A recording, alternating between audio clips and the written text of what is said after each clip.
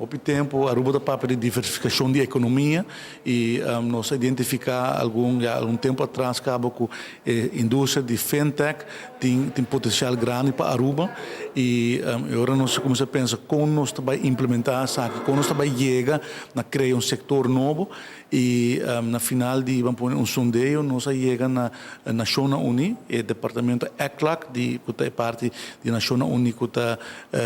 responsável para Caribe e Latinoamérica e a gripe ajuda-nos a desenvolver uma estratégia para fintech e para a Luna não está base com todos os stakeholders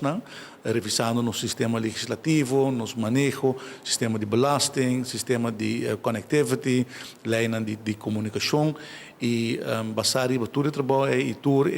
input com a de nos stakeholders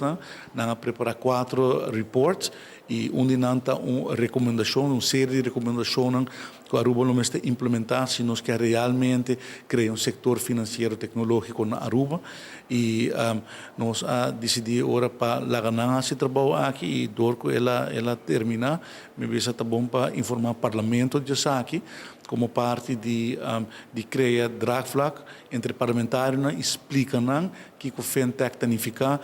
para compreender que tudo nós mestres como país para nos desenvolver o setor aqui. Esta inserir cambio de lei, cambio de manejo, esta inserir alocação de fundo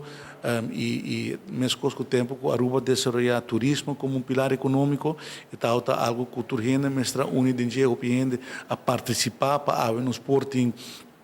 turismo como nosso pilar econômico principal, pero começo está importante e de caso aqui nós